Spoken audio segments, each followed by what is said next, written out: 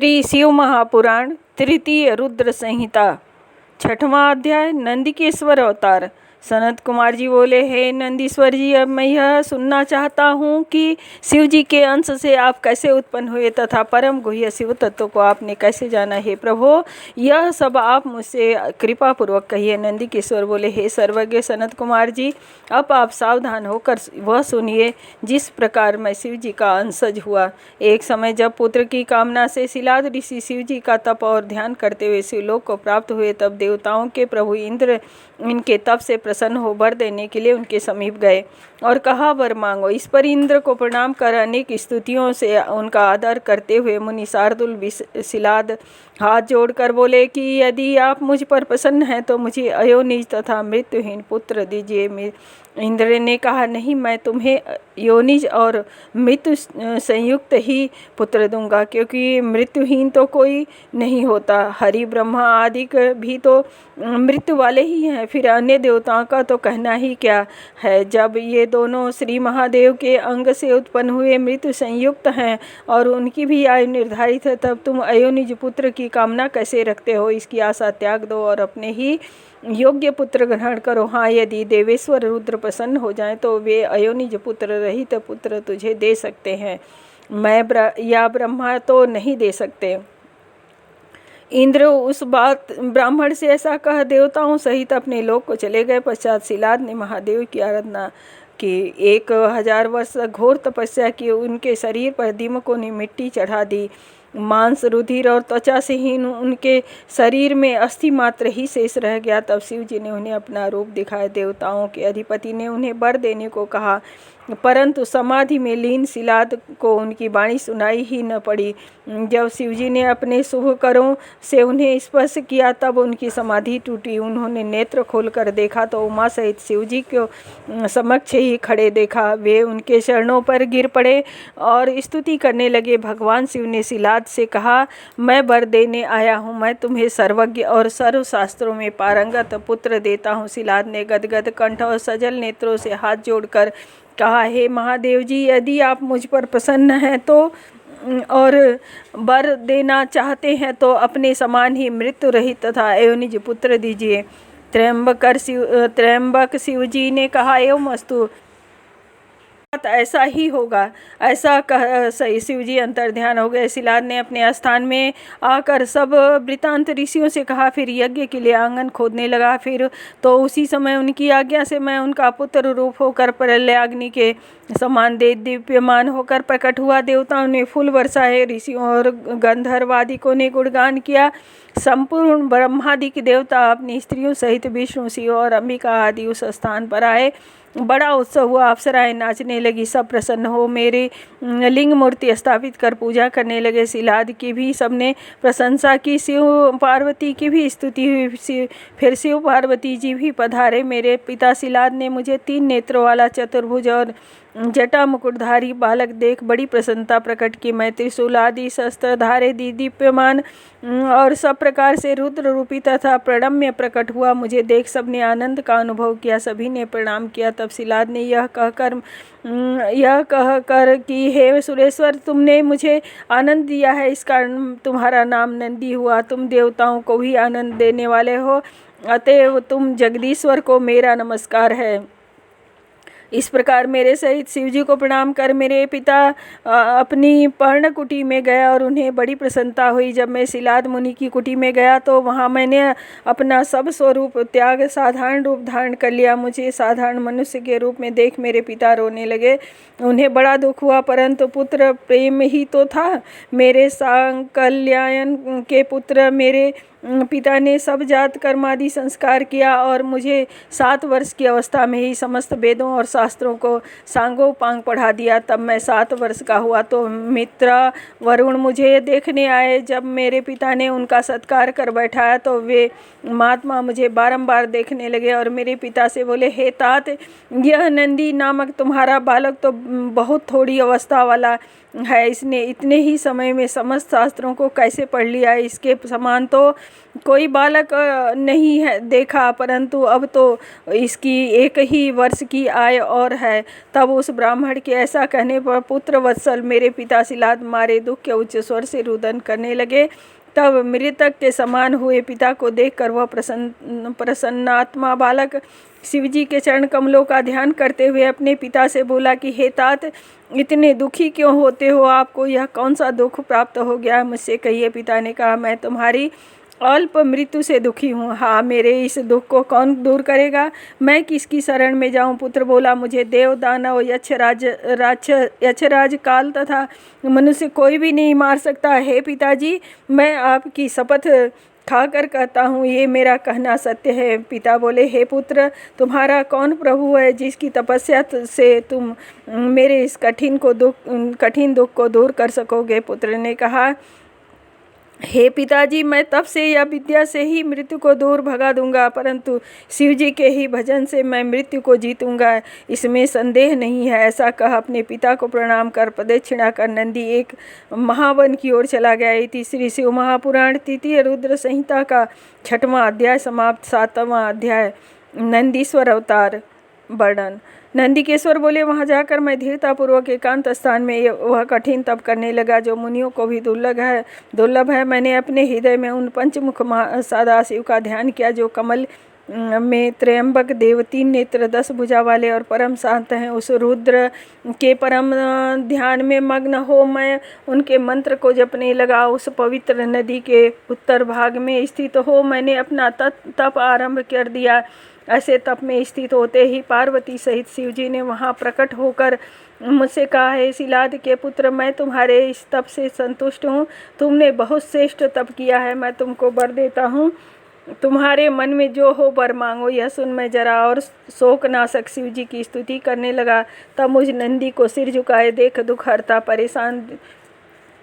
परेशान वृषध्वज शिवजी ने दोनों हाथ से मुझे पकड़कर स्पर्श किया और गणपतियों सहित देवी पार्वती को और मुझको कटाक्ष से देखते हुए शिवजी बोले, हे महाप्राज्ञ, हे वत्स नंदिनी, तुम्हारे लिए मृत्यु से भय कैसा? उन दोनों ब्राह्मणों को तो मैंने ही भेजा था, परंतु तुम तो मेरे ही समान हो, इसमें कुछ संदेह भी नहीं है। तुम सहित जनों के सहित अजर अमर दुख रहित अविनाशी अक्षय और मेरे प्रिय हो। मेरी इस प्रियतमा से तुमको जरा और मृत्यु नहीं प्राप्त होगी। ऐसा कहकर शिवजी ने अपने सिर की एक माला खोलकर शीघ्र ही मेरे कंठ में बांध दी।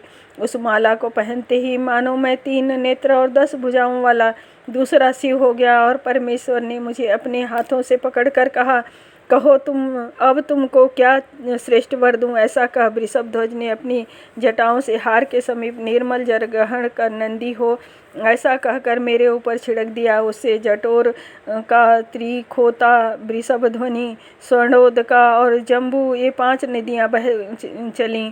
उस स्थान पर पंचनद नाम पड़ा जो अब तक जयेश्वर के समीप वर्तमान है। जो वहाँ पंचनद पर जाकर स्नान कर जयेश्वर शिव जी की पूजा करता है, निसंदेह शिव की सायुज्य से मुक्ति पाता है।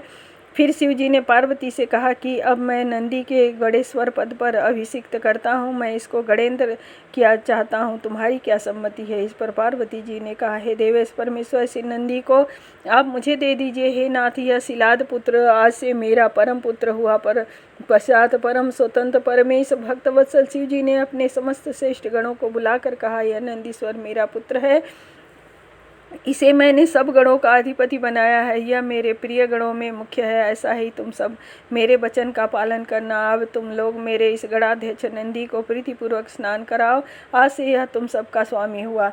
तब शिव जी से ऐसा सुनकर सब गणपतियों ने कहा, बहुत अच्छा, बहुत अच्छा। ऐसा कह सबने सामग्रियाँ प्रस्तुत की। नारायण और सब लोगों के संपूर्ण मुनि आए। ब्रह्मा जी ने सावधान हो नंदी का अभिषेक किया। ब्रह्मा, विष्णु, इंद्र तथा समस्त लोकपालों और देवताओं तथा ब्राह्मण ने प्रसन्न होकर स्तुति की। पश्चात ब्रह्मा जी की आज्ञा से उस नंदी ने विवाह किया। ब्रह्मा, विष्णु आदि ने प्रेम पूर्वक उत्सव किया। तब सुयसा नाम की परम मनोहर देवी जो मारुत की कन्या थी, वह दिव्य रूपवती मेरी स्त्री हुई। मैं उसके साथ दिव्य सिंहासन पर बैठा। महालक्ष्मी ने आकर मुझे मुकुट आदि से सजाया, कंठ का दिव्य हार दिया। मैंने सबको प्रणाम किया। तब भक्त वत्सल शिव जी ने मुझे इस रूप में देखकर बड़ा प्रेम प्रकट किया और अपनी समीपता का सर्वविजयी और अक्षय वर दिया। साथ ही महाभाग देवी ने मुझे से वर मांगने को कहा। मैंने उनके चरणों में नित्य भक्ति मांगी। देवी ने ओम अस्तु कहा, मुझे ऐसा ही वर दिया। फिर पार्वती ने मेरी सुयसा नाम की स्त्री, पुत्र पौत्रादि से संपन्न रहने वाली त्रिनेत्रा, जन्म रहिता और अपनी तथा मुझ पति में परम भक्ता होने का वर दिया। पश्चात सब बांधवों कुटुंबियों सहित मुझे साथ ले शिवजी देवी सहित बैल पर चढ़कर अपने घर को चले। अन्य सब देवता भी प्रेम पूर्वक शिवजी की स्तुति कर निज स्थान को गए। जो मनुष्य नंदी के इस आख्यान को श्रद्धा सहित पढ़ता और सुनता हुआ संसार में परम सुख को भोग कर परलोक में उत्तम गति प्राप्त करता है। इस प्रकार शिवजी की 43 अवतार हुए। इति श्री शिव महापुराण तृतीय रुद्र संहिता का 7वां अध्याय समाप्त। 8वां अध्याय भैरव अवतार। नंदीश्वर बोले, हे सर्वज्ञ सनत कुमार, अब भैरव की कथा को सुनिए, जिसके सुनने मात्र से शिवजी में दृढ़ भक्ति होती है। भैरव जी परमात्मा शिव के पूर्ण रूप हैं। उन्हें शिवजी की माया से मूढ़जन उन्हें वैसा नहीं जानते। यह कोई आश्चर्य की बात नहीं है, क्योंकि जब महेश्वर शिवजी की महिमा को चतुर्मुख ब्रह्मा और चतुर्मुख विष्णु जी भी नहीं जानते, तब औरों की तो बात ही क्या है। शिवजी की माया से तो कठिनता से जानी जाती है। इसमें कुछ विचित्र नहीं है। माया से मोहित होकर मनुष्य उनकी पूजा नहीं कर पाते। जब वे परमेश्वर ही आत्मज्ञान करावें तब जाने, अन्यथा स्वेच्छया तो कोई जान ही नहीं सकता। इस पर मैं एक प्राचीन इतिहास कहता हूँ, ध्यान से सुनो। एक समय सुमेरु पर्वत पर बैठे हुए ब्रह्मा जी के पास सब देवताओं ने जाकर उन्हें नमस्कार कर हाथ जोड़ यह पूछा कि हे देवों के देव, प्रजाओं के स्वामी, हे सृष्टि के रचयिता, हे लोकनायक, अविनाशी तत्व क्या है, इसे आप यथार्थ बतलाइए। तब शिव जी की माया से मोहित ब्रह्मा उस तत्व को न जानते हुए भी उस भाव को कहने लगे कि हे ऋषियों, जब मैं इस अविनाशी भाव को यथार्थ रूप से कहता हूँ, आप लोग सावधान होकर सुनिए। मुझसे बढ़कर कोई देवता नहीं, मैं ही एकमात्र संसार को उत्पन्न करने वाला स्वयंभू अजय एकमात्र ईश्वर, अनादि भोक्ता ब्रह्मा और निरंजन आत्मा हूँ। मैं ही संसार को प्रवृत्त और निवृत्त करने वाला हूँ और मुझसे बढ़कर कोई देवता नहीं है। जिस समय यह वार्ता हो रही थी, वहाँ मुनि मंडली के साथ विष्णु जी भी विद्यमान थे।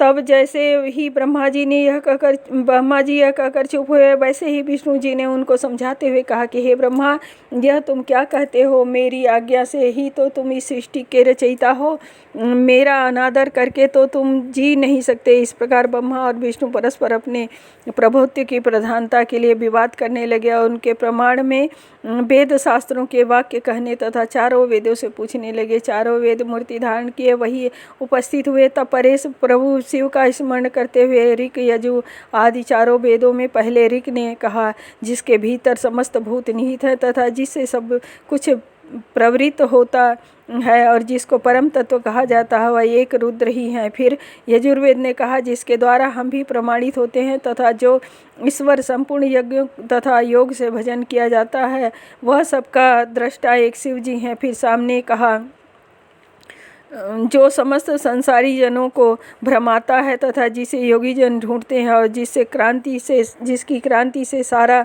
संसार प्रकाशित होता है, वह एक त्र्यंबक शिव जी हैं। फिर अथर्व ने कहा, जिसका भक्ति से साक्षात्कार होता है, वह एक कैवल्य शिव जी ही हैं, जिसमें कोई दुख नहीं है। वह वेदों के इस कथन को सुनकर ब्रह्मा विष्णु ने कहा, वेदों, तुम्हारा यह अज्ञान है, यह तुमको आज क्या हो गया है? क्या तुम्हारे सब विचार आज नष्ट हो गए हैं?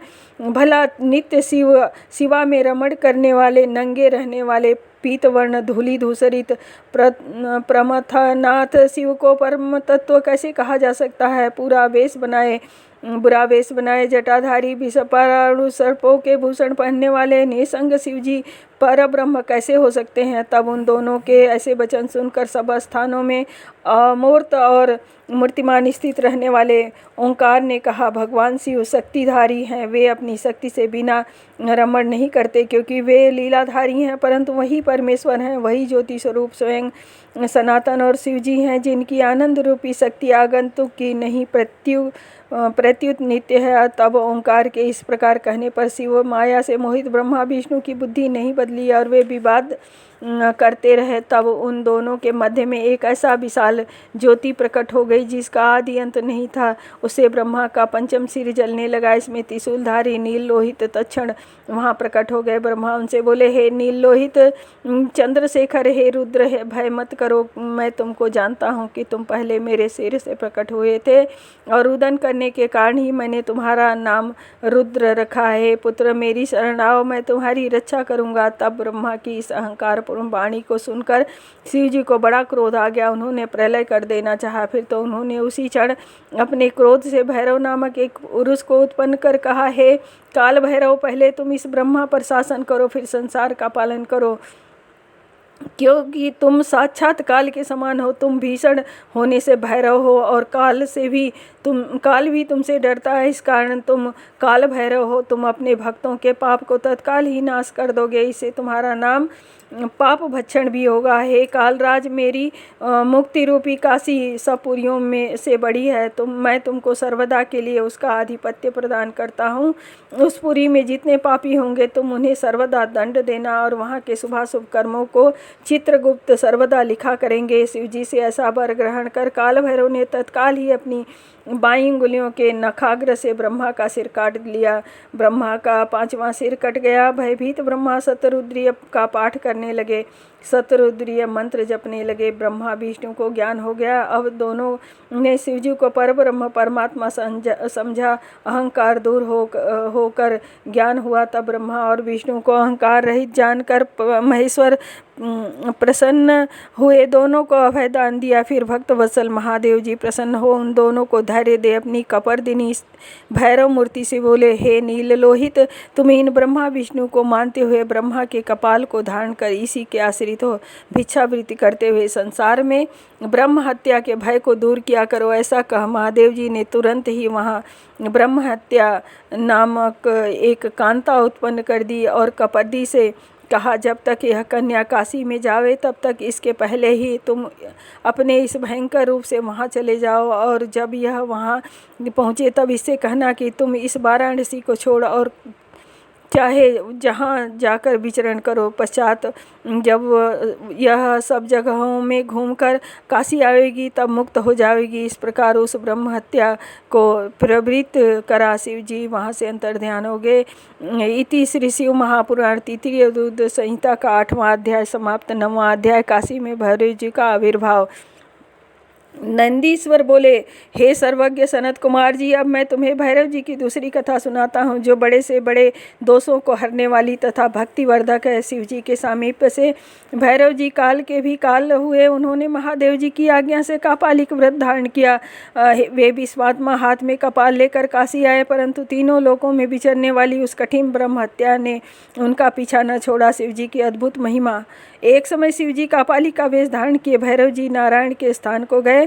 जब महाकाल त्रिनेत्र शिव जी के रूप में भैरव को आता हुआ भगवान ने देखा तो देवताओं और मुनियों सहित उठकर उन्हें दंडवत किया और लाकर उच्चासन दे उनके मस्तक पर अंजलि बांधकर उनकी अनेक स्तुतियां के पश्चात उन्होंने कमलालया लक्ष्मी से कहा, हे प्रिय कमल नयने, हे अनघे, हे सुभुजे, तुम धन्य हो। हे देवी, आज हम तुम दोनों धन्य हैं जो जगतपति शिव जी का दर्शन किया है। यही वह प्रभु और ईश्वर हैं कि जिन विधाता ने लोगों को धारण कर रखा है। यही वह अनादि शरण शांत और 26 तत्वों से युक्त हैं जो योगियों में ईश्वर, भूतों के स्वामी, सब प्राणियों के अंतर्यामी और सर्वदा सब कुछ देने वाले हैं। इन्हें ही योगी जन समाधि में बुद्धि द्वारा देखते हैं। यह वहाँ है, इनको देखो। इन्हें ही योगी जन मन स्थिर कर देखते हैं। यही सर्वव्यापक रूप रहित तो सगुण रूप धारण किए यहाँ आए हैं। इनका दर्शन कर मनुष्य आवागमन से छूट जाता है। ये वहाँ चंद्रशेखर तैंबकर शिव आज पधारे हैं। हे लक्ष्मी, आज ये कमलवत नेत्र सुफल हो गए जिन्होंने महादेव जी का दर्शन किया। निर्वाण दाता और दुखों के नाशक इस देवलोक से बढ़कर अशुभ क्या होगा जहाँ मुक्ति के लिए शिव का दर्शन ही न प्राप्त हो। ऐसा कहकर विष्णु जी प्रसन्न हो शिव जी से बोले, हे विभो, हे देव, हे सर्वज्ञ, सर्व पाप हरता, हे अविनाशी, आप किस लिए भ्रमण कर रहे हैं।